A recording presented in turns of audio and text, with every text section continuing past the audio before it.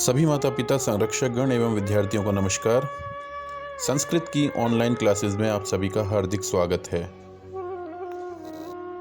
तो आज हम संस्कृत रुचिरा कक्षा 6 अध्याय 12 आरंभ करने जा रहे हैं। अध्याय का शीर्षक है दशमें त्वम असि, अर्थात 10वें तुम हो। प्रस्तुत अध्याय एक लघु कथा है। इस कथा में 10 बालक नदी पर स्नान करने के लिए जाते हैं। बड़े मजे ले लेकर के जब वे स्नान करके बाहर आते हैं तो सहसा वो घबरा जाते हैं। अपनी गिनती के दौरान इन्होंने पाया कि हमारा एक मित्र कम है। तो बारी बारी से हर एक बालक गिनती करता है, परंतु उसकी गिनती में वो 9 ही होते हैं। ऐसा क्यों? क्योंकि गिनती करने के दौरान वे स्वयं को नहीं गिन रहे थे और हर एक बच्चे से यही त्रुटि बार बार हो रही थी। तो बार बार गिने जाने के कारण जब गिनती 9 आई, जबकि ये घर से 10 आए थे, तो एक अनहोनी की आशंका से घबरा जाते हैं और उदास होकर के एक जगह पर खड़े हो जाते हैं। इन्होंने तय कर लिया था, ये निश्चय कर लिया था कि हो ना हो हम में से एक बालक डूब चुका है। अब घर जाकर के क्या कहेंगे, किस प्रकार का हमसे व्यवहार होगा, इन्हीं सभी आशंकाओं से वो घिरे हुए चिंतामग्न खड़े थे कि सहसा वहां पर एक पथिक आता है और उन्हें इस प्रकार दुखी देख करके पूछता है। तो सभी बालक बताते हैं कि वे 10 आए थे और नदी में बहुत देर तक उन्होंने स्नान किया, परंतु जब हम बाहर आए हैं तो हम 9 हैं। तो हो ना हो हम में से एक बालक डूब चुका है। पथिक उन बालकों को गिनता है और जोर जोर से हंसने लगता है। इसके बाद वो उन बालकों के नेता से कहता है कि तुम बालकों को गिनो। तो वो बालकों को गिनता है तो गिनती में 9 आए और पथिक कहता है कि 10वें तुम खुद हो। इस प्रकार उन्हें अपनी गलती का पता चलता है और जब गिनती में वो 10 के 10 पूरे हो जाते हैं तो खुश होते हैं और खुश होकर के अपने घर लौट जाते हैं। इस कहानी में संख्यावाची शब्दों का प्रयोग है। तो आइए अध्याय को शुरू करते हैं।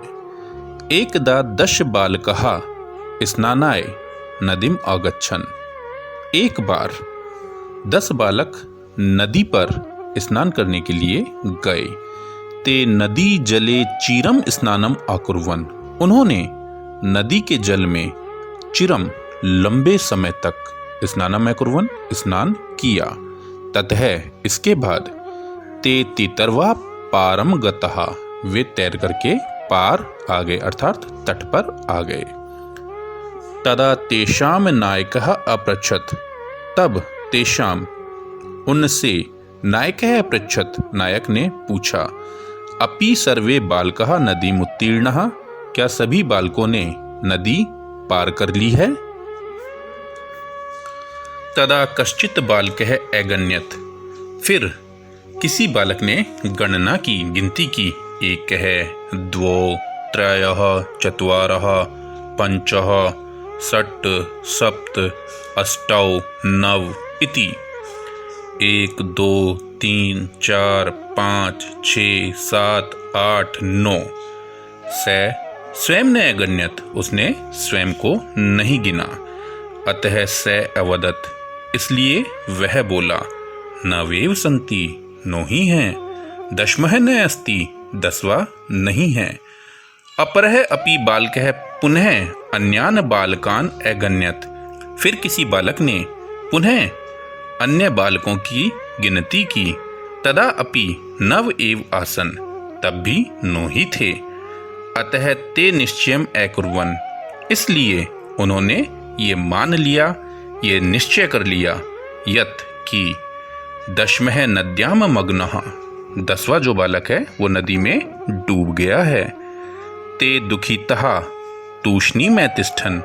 वे दुखी होकर के चुपचाप खड़े हो गए। तदा कश्चित् पथिकः तत्र आगच्छत्। तब कोई राहगीर वहां आया। स तान बालकान दुखी तान दृष्ट्वा अपृच्छत। उसने उन बालकों को दुखी देख करके पूछा, युष्माकम दुखस्य कारणम किम, तुम्हारे दुख का कारण क्या है। बालकानाम नायकः अकथ्यत। बालकों के नायक ने कहा, वयम 10 बालकः स्नातुम आगतः। हम 10 बालक स्नान करने के लिए आए थे। इदानीम नव एव सम, लेकिन अब 9 ही हैं। एकः नद्याम मग्नः, एक नदी में डूब गया है। पथिकः तान आगन्यत, राहगीर ने उनको गिना। तत्र 10 बालकः एवासन, वहां 10 बालक ही थे। स नायकम आदिशत, उसने नायक को आदेश दिया। त्वम बालकान गणय, तुम बालकों को गिनो। स तू 9 बालकान एव गण्यत, उसने तो 9 ही बालकों को गिना। तदा पथिकः अवदत, तब राहगीर ने कहा, 10 में है। त्वम असीति, 10वें तो तुम खुद हो।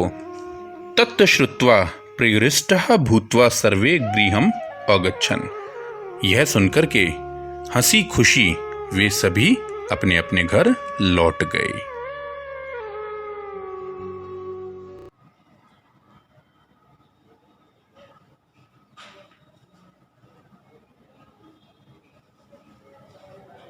तो आइए अब अध्याय 12 के अभ्यास प्रश्नों को हल कर लेते हैं। सबसे पहले शब्दार्थ। इदानीम, अब, एकदा, एक बार, स्नानाय, स्नान करने के लिए, निर्मलम, स्वच्छ, शीतलम, ठंडा, तित्रवा, तैरकर, नायक है नेता, जो अनुसरण करवाने का कार्य करता है, एक लीडर, बाकी के लोग उसको फॉलो करते हैं, वो नेता कहलाता है। चिरम, देर तक, उत्तीर्ण, पार कर लिया, तदा, तब, अगणत, गिना, स्नात्वा, नहाकर, अपरह, दूसरा, पुनः, फिर, आसन, थे या थी, ये लंग लकार भूतकाल के लिए है। बहुवचन। नद्याम, नदी में, तूषणिम, चुपचाप या मौन, पथिकः, राहगीर जो रास्ते में चलता है, स्नातुम, तुमन प्रत्यय है, स्नान करने के लिए, मग्नः, डूब गया, प्रियृष्टः, प्रियृष्टः, प्रसन्न, श्रुत्वा, त्वा प्रत्यय का प्रयोग है, सुनकर, इति, किसी भी चीज को जब हम उदाहरण की तरह प्रस्तुत करते हैं और जब वो समाप्त हो जाता है तो उसके लिए हम इति शब्द का प्रयोग करते हैं। तो इति का मतलब है उदाहरण की समाप्ति। अभ्यास का पहला प्रश्न है, उच्चारणम कुरुत, उच्चारण कीजिए। तो यहाँ 3 लिंग दिए हैं, पुल्लिंग, स्त्रीलिंग और नपुंसकलिंग, और 1 से 10 तक की गिनती दी गई है। ध्यान रखने वाली बात यह है कि 1 से 4 तक की जो गिनतियां हैं वो तीनों लिंगों में बिल्कुल अलग अलग है। यानी पुल्लिंग में 1, 1 और 1, यानी पुल्लिंग, स्त्रीलिंग और नपुंसकलिंग में 1 के लिए अलग अलग रूप चलेंगे, और 1 के लिए नहीं, केवल 1 से 4 तक के लिए, शेष में समान है। तो उच्चारण कर लेते हैं। पहले पुल्लिंग 1 है, 2 के लिए द्वौ, 3 के लिए त्रय और 4 के लिए चत्वारय। स्त्रीलिंग में देखते हैं, 1 के लिए एका, 2 के लिए द्वे, 3 के लिए तिस्त्रः और 4 के लिए चतस्त्रः। नपुंसकलिंग में देख लेते हैं, 1 के लिए एकम, 2 के लिए द्वे, 3 के लिए त्रीणी और 4 के लिए चत्वारी। बाकी तीनों लिंगों में 5 से 10 तक समान है। पंच 5, षट 6, सप्त 7, अष्ट 8, नव 9 और 10 10। अब ये 1 से 4 जो हैं ये अलग अलग संख्यावाची विशेषण कैसे बनते हैं। अब यहां पे दे दिया हमें पुस्तकानी,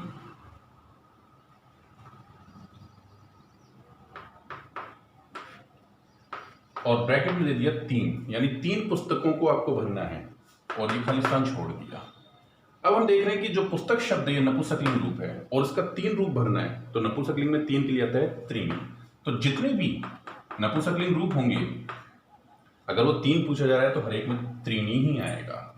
अब सपोज करो ये कन्या भर दिया, वैसे तो ये अपने आप में ही द्विवचन है और ब्रैकेट में आपकी हेल्प के लिए 2 भी दे दिया। अब कन्या जो है वो आकारांत स्त्रीलिंग शब्द है क्योंकि इससे लड़की जाति का बोध हो रहा है। तो अब आप क्या देखेंगे कि कन्या, अब इसमें कितने ढूंढने आपको 2, तो द्वे, तो आप द्वे लिख देंगे। इसी तरीके से यहां पे दे दिया बालकहा।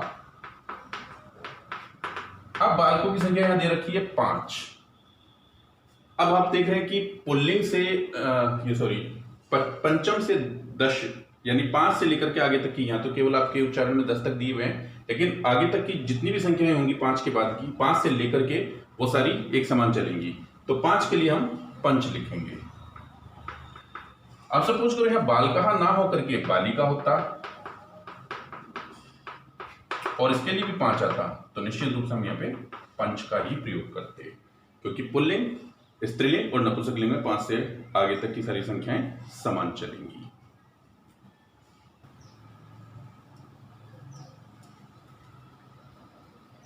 अगला प्रश्न है प्रश्ना नाम उत्तराणी लिखत, प्रश्नों के उत्तर लिखो।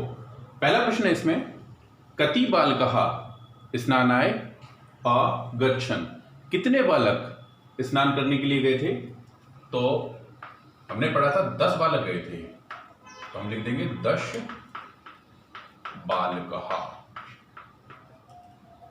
अगर पूरे पद में उत्तर आपसे पूछ लेता है तो जो इसमें प्रश्न सूचक शब्द है कति, ये हट जाएगा और प्रश्न सूचक शब्द के स्थान पर ही आपका मूल उत्तर आ जाएगा। यानी ये कति प्रारंभ में दे रखा है तो इसको हटा देंगे और 10 बाल का प्रारंभ में आप जोड़ देंगे, बाकी कोई परिवर्तन नहीं करना है। बालका हमने उत्तर में जोड़ दिया तो बालका को 2 बार लिखने की आवश्यकता नहीं है। अगर आप बालका यहां नहीं लिखते हो तो आप सिर्फ यहाँ पे 10 जोड़ देंगे, तो 10 बालकहा स्नानाय अगच्छन्।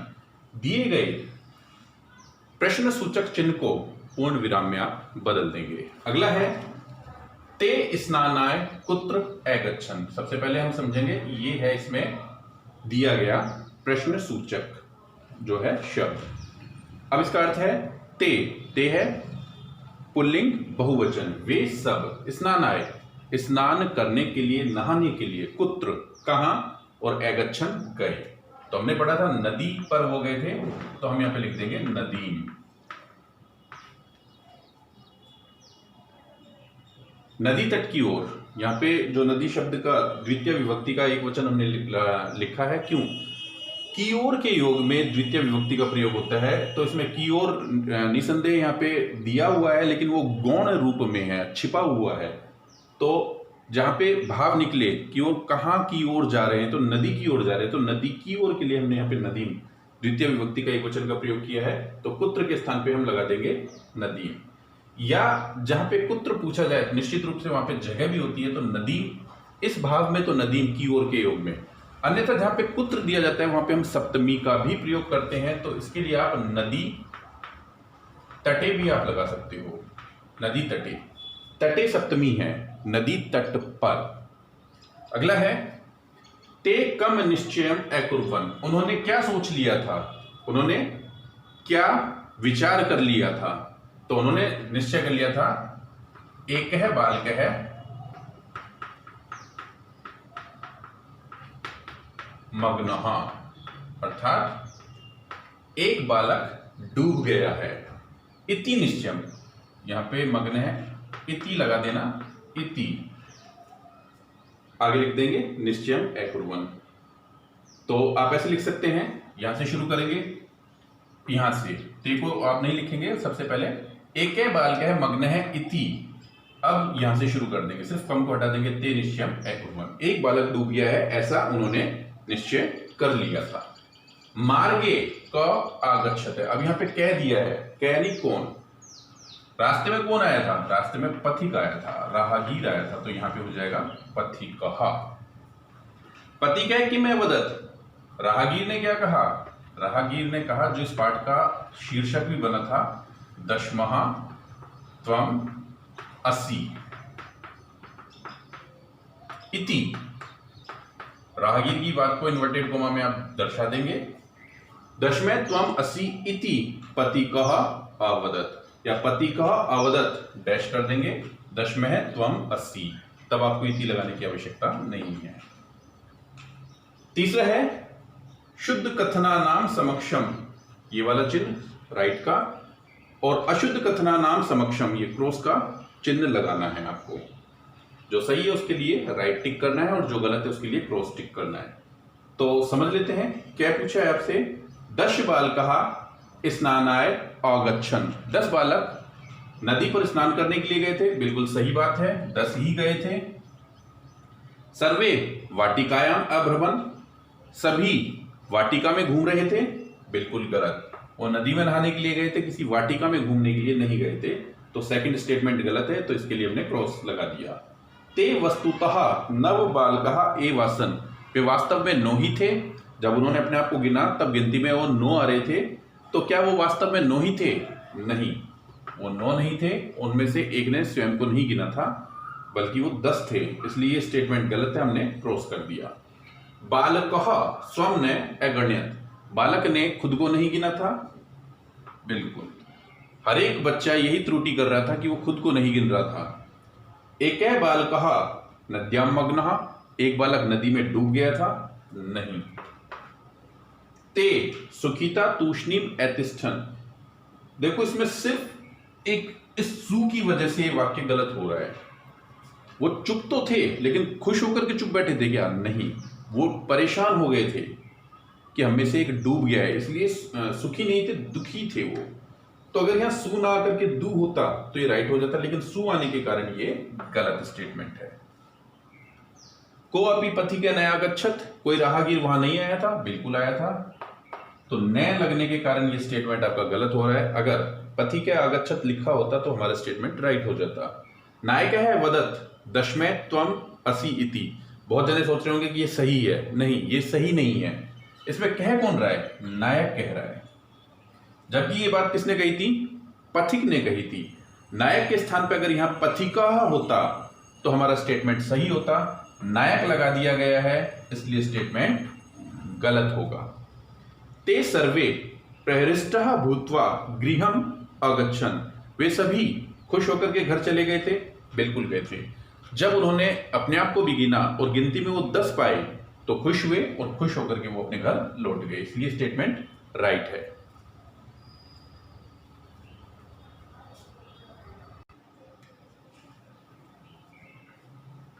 चौथा प्रश्न है मंजूषात शब्दान चित्वा रिक्त स्थानानि पूरयत, मंजूषा से शब्दों को चुन करके जो दिए गए रिक्त स्थान है इनको भरना है।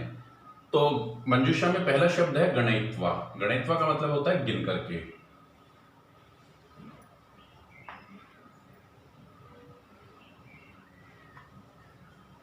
इसमें त्वा प्रत्यय का प्रयोग है, त्वा में अंत में अदत्य और वा शेष बचता है, तो सभी में त्वा प्रत्यय का प्रयोग है। श्रुत्वा सुन करके, दृष्टवा देख करके, कृत्वा करके, गृहीत्वा पकड़ करके, और तीत्रवा तैर करके। ते बालकः, उन सभी बालकों ने, या वे सभी बालक नद्या उत्तीर्णा, नदी के पार हो गए। कैसे हो गए? तीतरवा, तैर करके। तो पहले में हमने भर दिया तीतरवा, तो वे सभी बालक तैर करके नदी के पार हो गए, या उन सभी बालकों ने तैरकर नदी पार कर ली। पतिकः बालकान दुखितान, अब आ जाएगा दृष्टवा, सेकंड में भर दिया दृष्टवा। राहगीर ने बालकों को दुखी देख करके पूछा, वो सभी चुपचाप खड़े थे, उनको ये लग रहा था कि उनका एक साथी है जो डूब गया है, तो ऐसा विचार करके वो दुखी थे, तो उनको दुखी जान करके राहगीर ने उनसे पूछा, जान करके मतलब देख करके, उनकी स्थिति को देख करके। पुस्तकानी, अब आ जाएगा गृहीत्वा, लेकर के, पुस्तकों को लेकर के। विद्यालयम गच्छ, विद्यालय जाओ। पथिकस्य वचनम श्रुत्वा, पथिक के वचनों को सुनकर के सर्वे प्रमोदितः गृहम् आगच्छन्, सभी खुश होकर के घर गए। पथिक है, बालकान, गणित्वा,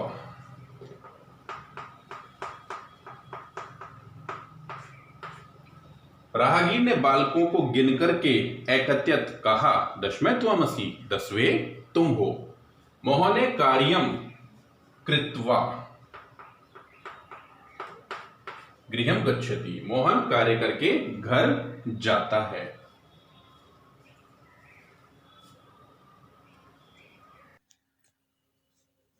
अध्याय का अंतिम प्रश्न है, चित्राणि दृष्ट्वा संख्या लिखत।